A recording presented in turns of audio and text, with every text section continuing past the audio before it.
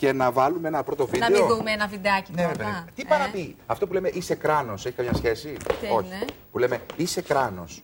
Είσαι κράνος, το λένε αυτό? Ναι. Όχι, τα πήρα στο κρανίο, λένε, δεν έχει καμιά σχέση. Λέμε και το άλλο. Σας τον έφερα. Καθίστε. Καθίστε, σας παρακαλώ. Όχι. Αλλά χαιρόμαστε. Λοιπόν, πες αυτό. Εσύ να το πεις, γιατί ήσουν παλιά μηχανόβιος. Ήμουνα λίγο μηχανόβιος, δεν ήμουνα πολύ. Λοιπόν, μόλις χτύπησα απαλά, το σταμάτησα. Να σου πω, να στείλουμε ένα μήνυμα τώρα που λες για ατυχήματα με δίτροχα και αυτά όλα τα ωραία. Αυτή η καταπληκτική εικόνα του κράνους στον αγκώνα. Μερικοί άνθρωποι, δεν είναι κακό, θεωρούν το κεφάλι τους είναι στον αγκώνα. Ναι. Και προστατεύουν το κεφάλι που είναι Είναι εδώ. μια πολύ καλή ιδέα πια όλοι να φοράνε κράνη και να είναι και ζωγραφισμένα. Να πούμε λοιπόν ότι η Μαρία Βασιλάκη. Το κράνος στον αγκώνα πάντως μόλις έρθει μπροστά ενώπιον τροχονόμου ή οργάνου της τάξεως, αυτομάτως από τον αγκώνα πάει στο κεφάλι. Δεν προλαβαίνει. Προλαβαίνει. Εμένα μου έχει τύχει πάντως πάνω σε μηχανή. Γιατί έχω δει με τα μάτια μου κάποιον ο οποίος προσπαθεί να προλάβει τον μπλόκο, πάει να το βγάλει, αφήνει και τα δύο χέρια και πέφτει απαλά. Και είναι μαμά, είδες, χωρίς χέρια. Λοιπόν, να πάμε στην Μαρία Βασιλάκη. Εκεί πήγε η Αθηνά Δρογκίτη. Είναι μια ζωγράφος που ζωγραφίζει από τα μικρά της και ζωγραφίζει τι? Ζωγραφίζει κράνη από μοτοσικλέτες. Άκου τώρα. Για να το δούμε.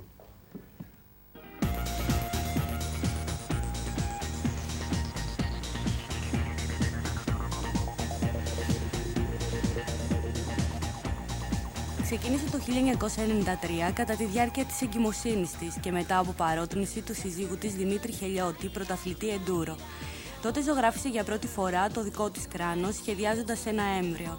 6 χρόνια μετά, η Μαρία Βασιλάκη έχει ζωγραφίσει πάνω από 80 κράνη, συνδυάζοντας έτσι δύο μεγάλες αγάπες, τη μοτοσικλέτα και τη ζωγραφική. Το κράνος είναι ένα αντικείμενο το οποίο, επειδή τα πρώτα χρόνια έμαθα στο σπίτι, και σε ένα κάλυπτο χώρο μάλιστα, δεν απαιτούσε χρήση φούρνου. Δηλαδή μπορούσε άνετα όλο αυτό το ντουμάνι που βγάζει το σουφασέ ή το βερνίκι να βγει σε ένα κάλυπτο χώρο. Βέβαια αυτό δεν είναι σωστό. Κανονικά πρέπει να χρησιμοποιείς φούρνο.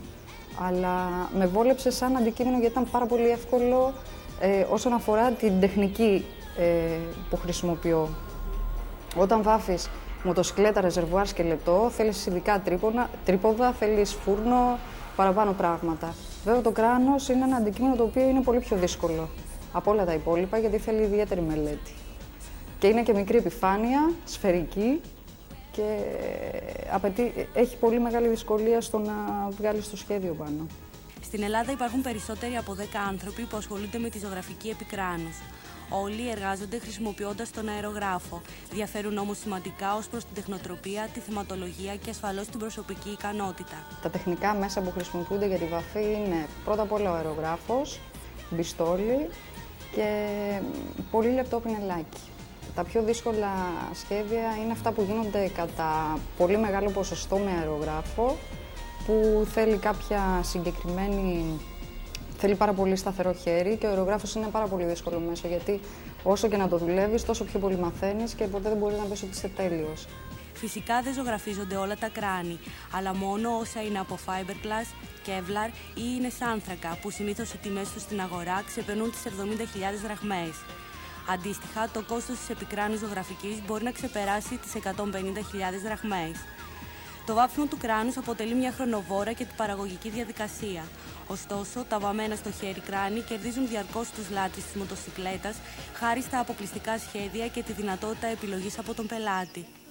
Στα σημεία αυτά, η ζωγραφική επικράνους διαφοροποιείται από τα ειδικά αυτοκόλλητα του Τρόι Λι, ενός Αμερικάνου που εισήγαγε το είδος αυτό ζωγραφικής όταν ένας τραυματισμός τον ανάγκασε να διακόψει την επαγγελματική του καριέρα. Το κράνος με τα αυτοκόλλητα, αν το πιάσεις και αν το δεις απλά με το μάτι, φαίνεται ότι είναι φτιαγμένο με αυτοκόλλητα γιατί υπάρχει κάποιο σκαλάκι, υπάρχει διαφορά στην αφή.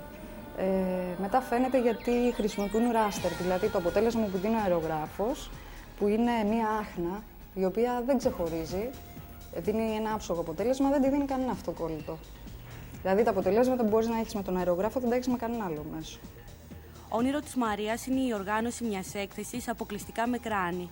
Ωστότε αναζητεί νέα πρωτότυπα σχέδια και καινούργια υλικά για την αποτύπωση των ιδεών της στο δικό της καμβά, το κράνος. Μας αρέσουν πάρα πολύ αυτές οι ιδέες όπου χρώμα έντονο μπαίνει σε χρηστικά αντικείμενα καθημερινής χρήσης. Νομίζω ότι ομορφαίνει πολύ η ζωή μας. Επικράνεια ζωγραφική. Είναι μια καλή ιδέα και για σένα, Γιάννη Κωνσταντζόγλου, γιατί είσαι μηχανόβιος, αν και σου έχουν κλέψει αρκετές φορές τη μηχανή σου, πάντα είσαι με ένα δίτροχο. Με τον έναν ή με τον άλλον τρόπο κινείσαι.